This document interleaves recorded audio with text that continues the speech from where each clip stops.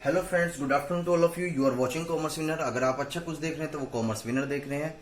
But इस video में हम आपके लिए लेके आए हैं एक आगे के क्वेश्चंस, कुछ जो जनरल एंट्रीज हमारी कंटिन्यू वीडियो अपलोड हो रही हैं। उम्मीद रखता हूं कि आप देख रहे होंगे। इस क्वेश्चंस में हम कुछ और समझने वाले हैं।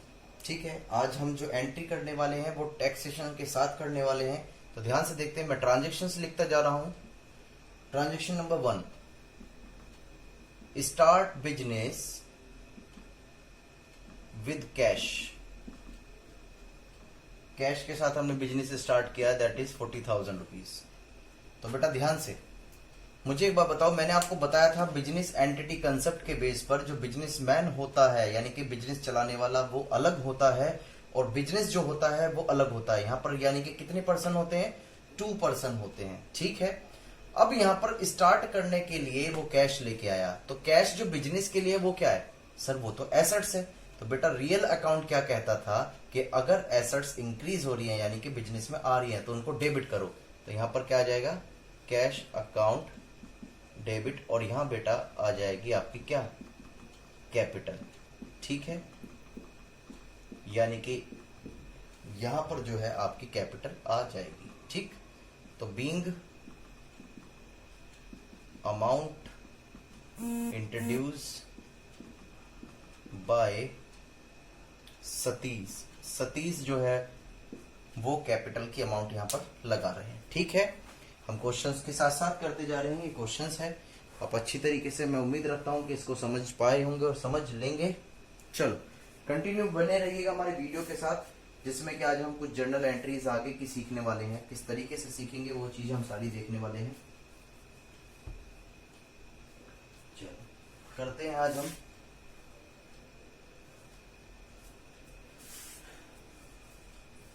मैं उम्मीद रखता हूं कि आप जो भी मेरी वीडियो को देख रहे होंगे कि आप वीडियो को समझ पा रहे होंगे। अगर आपकी कोई प्रॉब्लम्स होती है तो बच्चों की मेरे पास कमेंट्स भी आ जाते हैं, मैं उन्हें एक्सेप्ट भी करता हूं और उन चीजों को थोड़ा सा सुधारने की कोशिश भी करता हूं। बट कोई बात नहीं, चलो जैसे जैसे मैं ट्रांजेक्शन से लिखता रहूंगा वैसे वैसे आपको क्वेश्चंस करना है। और याद रहे ये क्वेश्चंस आपको पर्टिकुलर फॉर्मेट में ही करना है क्योंकि एग्जाम में उसी की आदत डालनी है। फिर ध्यान से देखते हैं, यहाँ पर सेकंड इंफॉर्मेशन क्या दी गई है? Open bank account. ध्यान से बेटा, open bank account by cheque, by cheque from saving account. ठीक है, कितना है? 60,000। तो ध्यान से बेटा यहां पर open bank account by cheque from saving account. देखो पर्सनल से हम ऑफिस ट्रांजेक्शन्स में जा रहे हैं। हमारा जो बेटा जो हमारा पर्सनल अकाउंट्स होता है वो होता है सेविंग अकाउंट। यदि उसमें से हम कुछ पैसा बिजनेस में लगा रहे हैं तो वो भी एक तरीके से कैपिटल ही होती है। और चेक की पेमेंट बैंक टू बैंक होती है, इस वजह से यहाँ कैश की जगह बिजनेस में क्या आया? बैंक बैलेंस बढ़ गया, तो इस वजह से हमने इसको डेबिट कर दिया और साथ में यहाँ पर भी कैपिटल के नाम से ही आ जाएगा। नरेशन बेटा सेम होगी इसकी और उसकी। मैं उम्मीद रखता हूं कि ये पॉइंट भी आपके समझ में आ रहा होगा। इसको भी मैं रफ करने वाला हूं यहां पर। चलो यहां से थोड़ी सी प्रॉब्लम सही देखने के लिए मिल सकती है हमें, बट कोशिश करेंगे कि हमें कोई प्रॉब्लम ना हो। यानी आपने ब्रॉट किया है गुड्स, यानी कि परचेज किया है फ्रॉम मैसर्स एंड सिंह।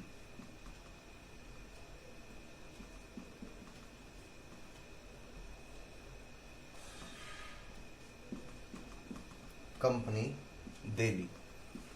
ठीक है, 20,000 रुपीज। बेटा ध्यान से मैं आपको बता दूं, जिसके यहां पर हम एंट्री पास कर रहे हैं वो नोएडा का है। जो सतीश जी जो है इस क्वेश्चंस के अंदर बेटा वो नोएडा के हैं। और नोएडा आप जानते हो, नोएडा एक अलग स्टेट में आता है और दिल्ली अपने आप में एक अलग स्टेट है। तो मैंने आपको बताया था जब इंटर स्टेट की बात होती है तो वहां पर IGST चार्ज होता है। सर हाँ हाँ याद तो आ रहा है बेटा। तो गुड्स जब परचेज करके लाओगे किससे? मैसर सिंह से। तो बेटा जब यहां पर नाम की बात आ रही है तो सीधी सी एक पॉइंट है कि हमने ये गुड्स परचेज तो किया है लेकिन क्रेडिट पर खरीदा यानी कि उधार। तो देखो ध्यान से, परचेज अकाउंट डेबिट। ठीक है, और यहां पर यहां पर जो है हमें फ्यूचर में पेमेंट करनी है और ये हमारी लायबिलिटी है, और लायबिलिटी जब इंक्रीज होती है तो हम क्या करते हैं, क्रेडिट। ये मैं बातें आपको कई बार अपनी वीडियो के जरिए बता चुका हूं। ठीक है, क्लियर है ये बातें। लेकिन बात ये समझने वाली है कि बेटा आप करें तो क्या करें। ध्यान से, मैंने आपको ये बातें भी समझाई थी कि जब आप परचेज करोगे तो परचेज के साथ इनपुट लगता है, लेकिन मुझे ये जानना है कि सीजीएसटी लगेगा, एसजीएसटी लगेगा या आईजीएसटी लगेगा। कुछ बच्चे कह रहे हैं कि सीजीएसटी, कुछ कह रहे हैं आईजीएसटी। ध्यान से सुन लो, फिर मैं रिपीट कर रहा हूं एक बार। बेटा अगर सेम स्टेट होता है, यानी कि यूपी और यूपी की बातें होती हैं, तो वहां सीजीएसटी और एसजीएसटी लगता है। लेकिन यहाँ पर इंटर स्टेट की बात हो रही है, क्योंकि ट्रांजेक्शन जो करी गई है वो दिल्ली के साथ है, और जो सतीश जी हैं जिनकी बुक्स ऑफ अकाउंट्स में हम एंट्री पास कर रहे हैं वो नोएडा के रहने वाले हैं। नोएडा आपका उत्तर प्रदेश में आता है। ये बात समझ में आती है, क्लियर है ये बातें। तो इस केस में यहां पर हम परचेज करके जो लगाने वाले हैं वो लगाएंगे बेटा क्या, आईजीएसटी। तो इनपुट नाम वही रहेगा, बस input IGST account debit. Purchase हमने कितने की है सर, परचेज तो हमने वही 20,000 की करी है, लेकिन यहां पर आईजीएसटी लग गई 20,000 पर 12% की, दैट इज ये ट्रांजैक्शन हो गई 2400, दैट इज 2400 सॉरी 2000, यानी कि 22,400। और यहां पर आ जाएगा being goods purchase, being goods purchase from Messrs S Singh Delhi, या लिख दें दिल्ली। ठीक है, और हम किसकी बुक में एंट्री कर रहे हैं बेटा, नोएडा की। इस वजह से इंटर स्टेट की ट्रांजैक्शन है, तो यहां पर आप देख सकते हैं कि हमने यहाँ आईजीएसटी लगाया है, उसको प्रीफर करा है। ठीक है, चलो वेरी गुड, बने रहिए कंटिन्यू वीडियो के साथ। आगे की तरफ चलते हैं अब हम कुछ ऐसी ही अच्छी अट्रैक्टिव एंट्री के पास जो आपको भी अच्छा लगे और नॉलेज प्रोवाइड करे। उम्मीद रखता हूं कि आपको कुछ ना कुछ, चाहे 10% सीखने के लिए जरूर मिल गया होगा। फिर से देखो क्वेश्चन ने क्या कह दिया, मुझे बच्चे बताएंगे। सर प्लीज, हम बताएंगे ना प्लीज, मैं बता रहा हूं, रुक जाओ। Introduce additional capital by cheque. ठीक है, कितनी, 5,000 रुपीज। फिर से वही वाली बातें, यहां पर फिर से कैपिटल लगा दी गई है, तो बैंक का बैलेंस आ जाएगा बैंक अकाउंट डेबिट, और बेटा यहां पर क्या हो जाएगा आपका कैपिटल, कितनी अमाउंट के लिए, 5,000 रुपीज। सिंपल वही बातें हैं, क्योंकि यहां पर भी कैपिटल लगाई गई है, चेक के थ्रू लगाई गई है, और चेक की पेमेंट हमेशा बैंक के थ्रू होती है। तो इस वजह से बिजनेस के पास क्या गया, यहाँ पर उसकी एसेट्स इंक्रीज हो गई, और एसेट्स इंक्रीज होती है तो डेबिट करते हैं, और यहाँ पर एक कैपिटल आ गई जिसे हम इंटरनल लायबिलिटीज के बारे में भी जानते हैं। ठीक है,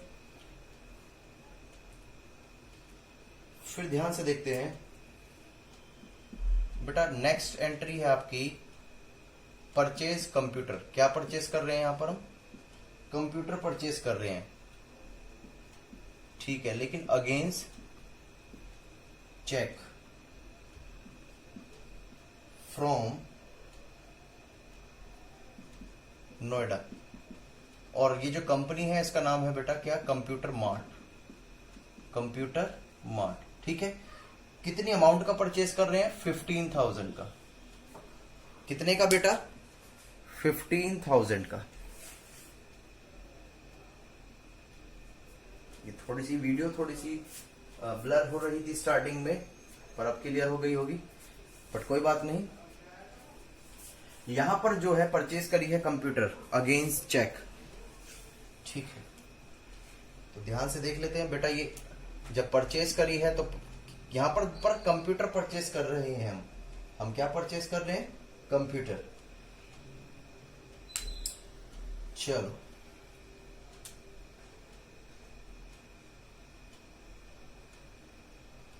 यहां हम लिखेंगे, सॉरी, कंप्यूटर अकाउंट डेबिट।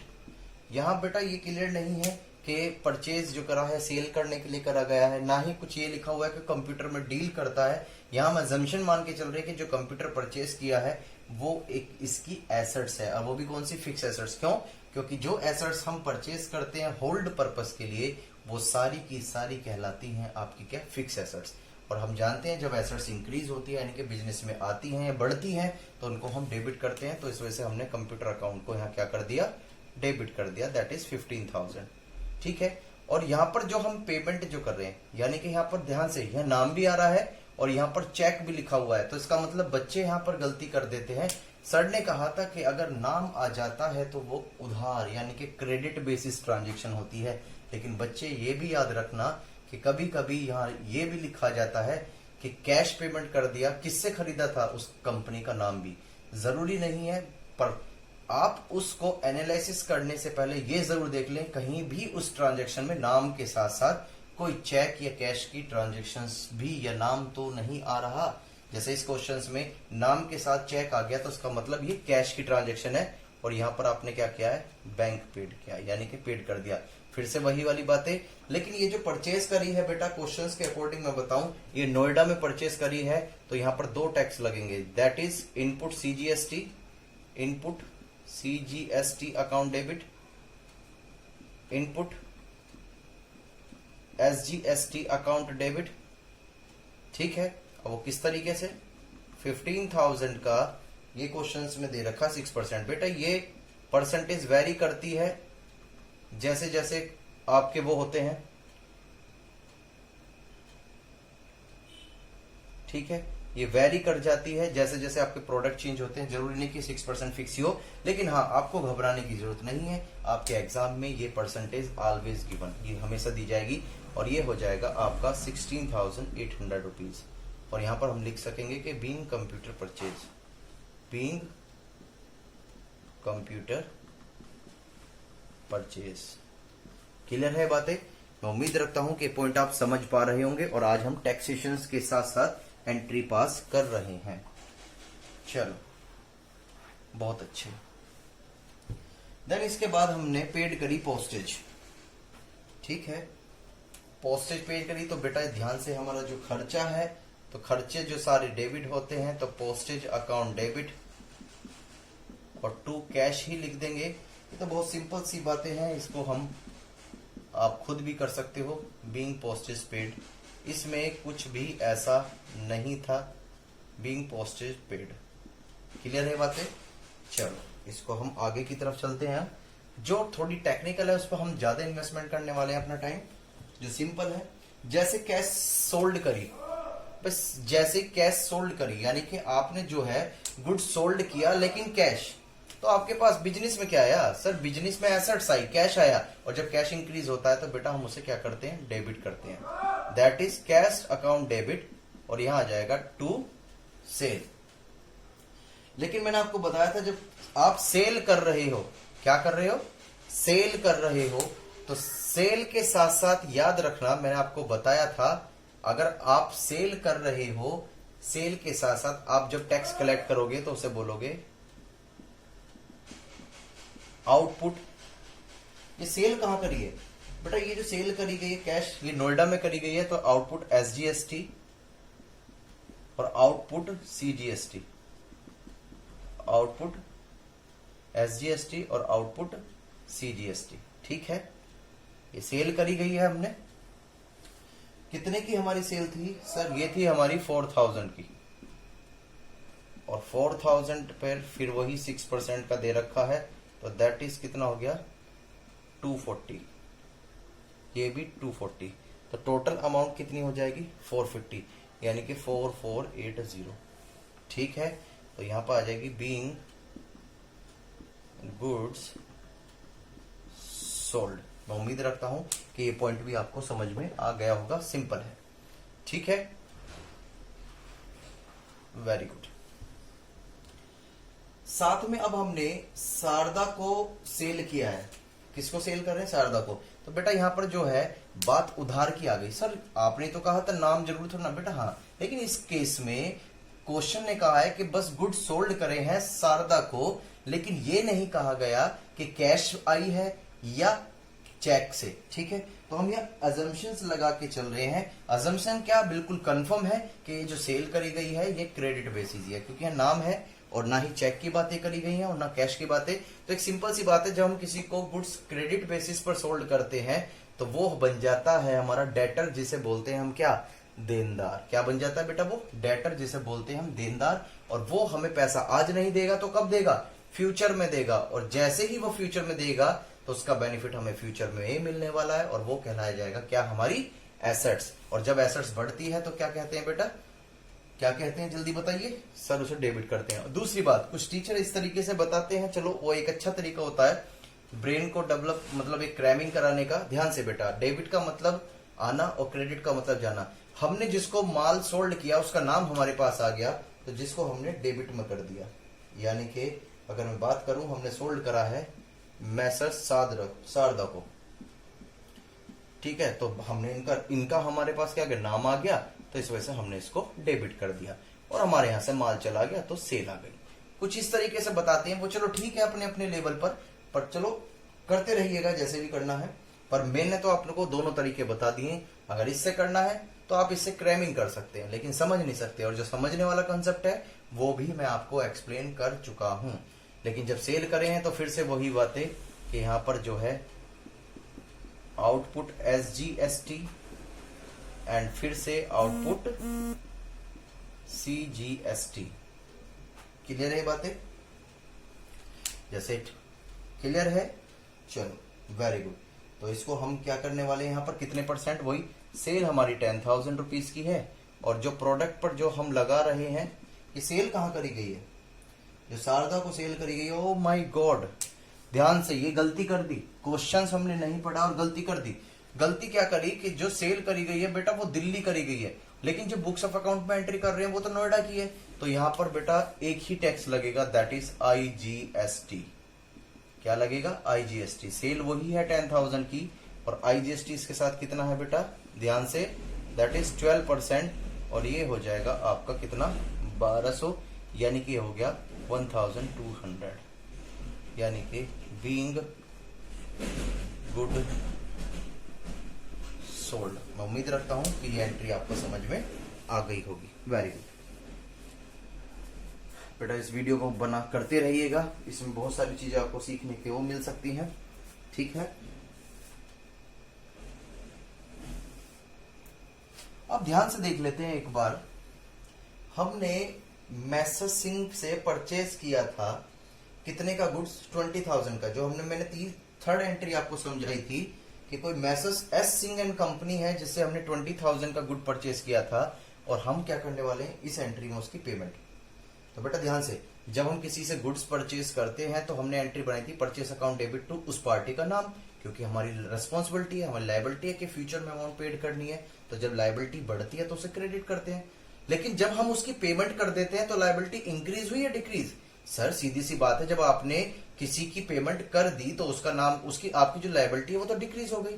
और बेटा जब लायबिलिटी डिक्रीज होती है तो उसको हम डेबिट कर देते हैं। क्या कर देते हैं, डेबिट। तो यहां पर आपने मैसर्स को, यानी कि मैसर्स S सिंह को, Messrs S Singh and company को पेमेंट कर दी गई और टू कैश आ गया, कैश आ गया। लेकिन ध्यान से बेटा, यहां पर जो ध्यान से, उनका अकाउंट तो 20,000 का था, लेकिन आपने पेमेंट करी है केवल इतने की।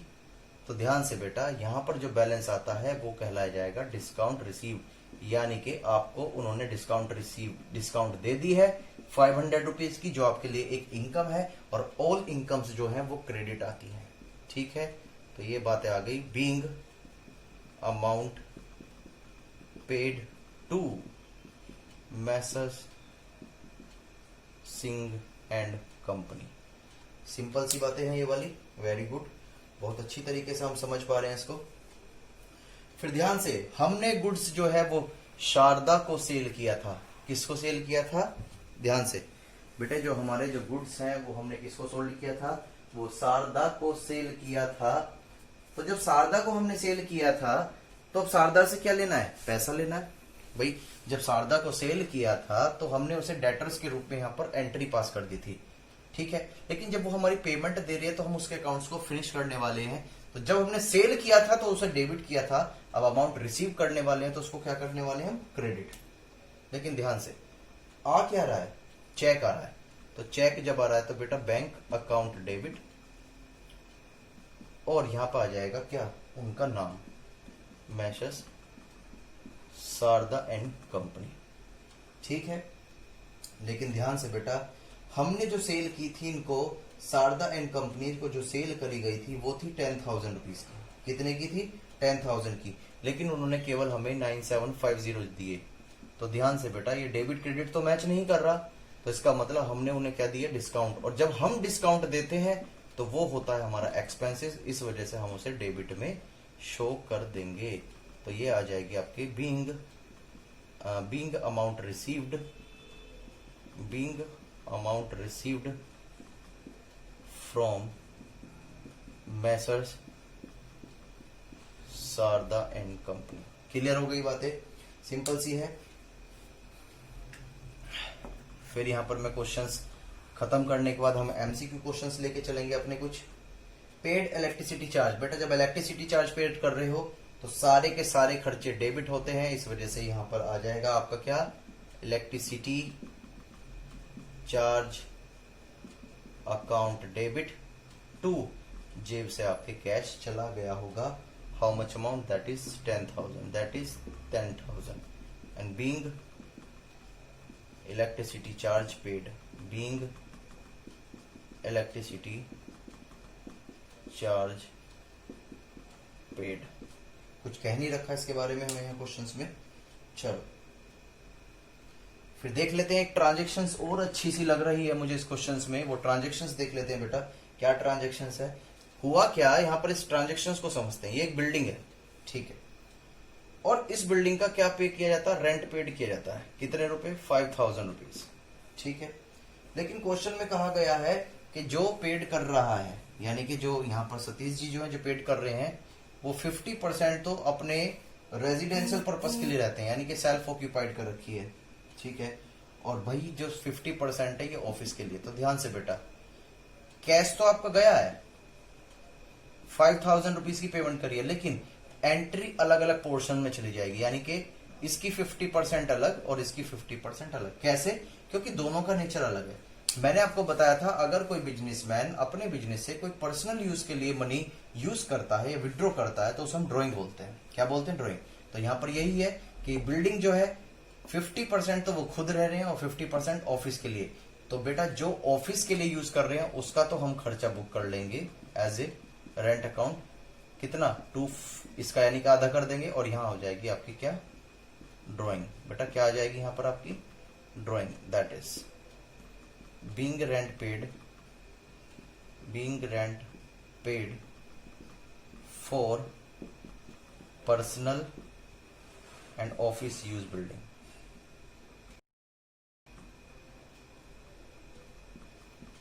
Office use building. क्लियर है ये बातें, बहुत सिंपल सी बातें हैं यहां से। चलो लास्ट और एंट्री बचती है, यहां पर पार्टनर्स ने विड्रॉ की है अमाउंट अपने पर्सनल यूज के लिए। फिर से मैं बता दूं, अगर कोई भी पार्टनर्स अपने पर्सनल यूज के लिए कोई भी अमाउंट विड्रॉ करता है तो उसे हम ड्राइंग्स बोलते हैं, और जो ड्राइंग्स होती है उसको कैसे करने वाले हैं, यहां पर आपकी एसेट्स कम हो जाएगी क्योंकि पैसा विड्रॉ कर लिया है, ठीक है, कितने से, 3500 से, और डेबिट में हो जाएगा बेटा क्या, drawing account debit, that is 3500, being amount withdrawn for personal use,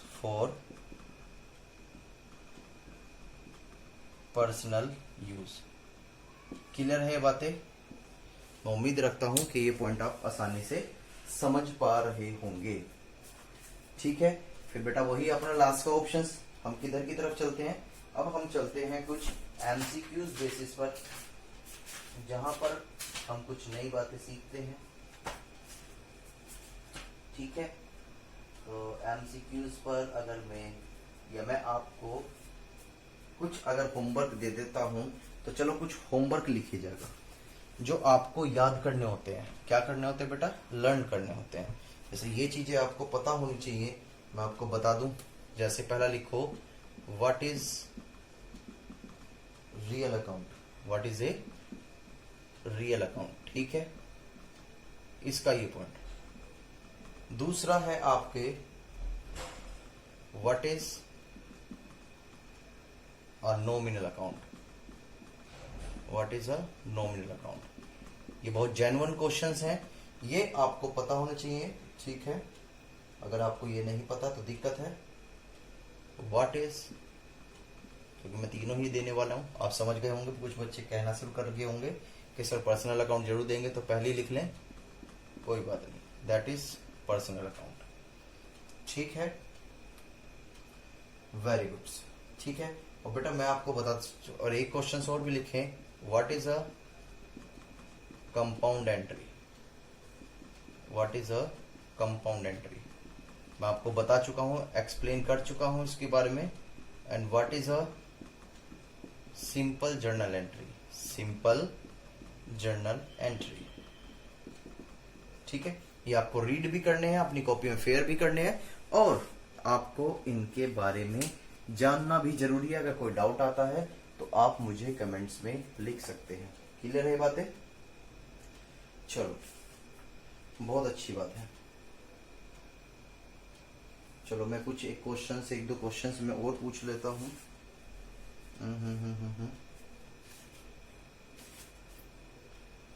कुछ पूछना चाहता हूं मैं आपसे।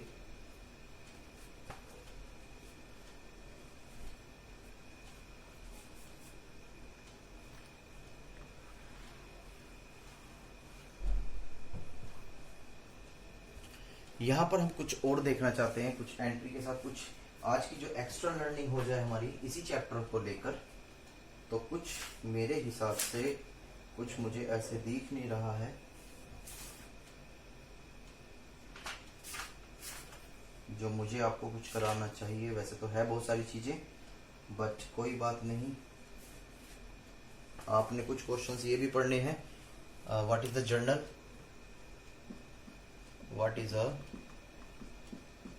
जर्नल, ठीक है। दूसरा है आपका व्हाट इज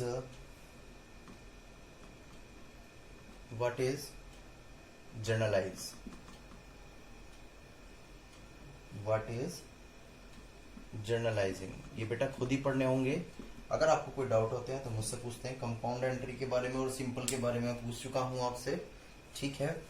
वैसे तो मैं आपको करा चुका हूं, लेकिन ये आपको राइट डाउन करने हैं। What is trade discount, trade discount and cash discount, ठीक है। फिर क्वेश्चंस में है what is different between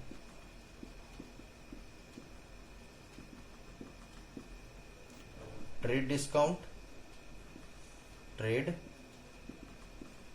discount and cash discount, ठीक है। ये बातें, ये छोटे छोटे क्वेश्चंस हैं आपके जो बनते हैं, जिनको आपको पता होनी चाहिए। सिंपल सी ये बातें हैं, सिंपल से लॉजिक हैं। सर प्लीज बता दीजिएगा, और भी दे दीजिएगा। हाँ बेटा मैं और भी दे रहा हूं। चलो लिखो, व्हाट इज इनडायरेक्ट टैक्स। ये इनडायरेक्ट टैक्स, अगर मैं ब्रैकेट में इसकी बात करूं दैट इज जीएसटी, ठीक है। फिर इसके बाद एक क्वेश्चन है types of GST, types of GST छोड़ो, मैं लिख देता हूं। What is SGST, CGST and IGST,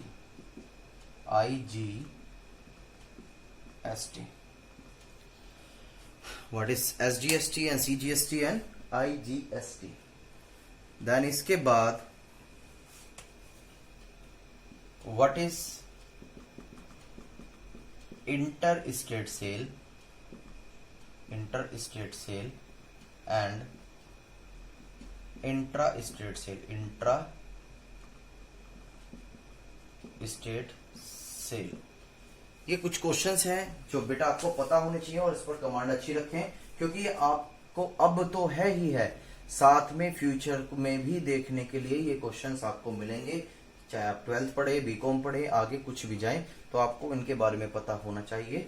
ठीक है, तो हम नेक्स्ट वीडियो में मिलते हैं बेटा न्यू टॉपिक के साथ। उम्मीद रखता हूं कि जर्नल एंट्री आप फिनिश कर लोगे, तो हम नया चैप्टर स्टार्ट करेंगे नेक्स्ट क्लास में, अकाउंटिंग इक्वेशंस। तब तक के लिए bye bye and thank you.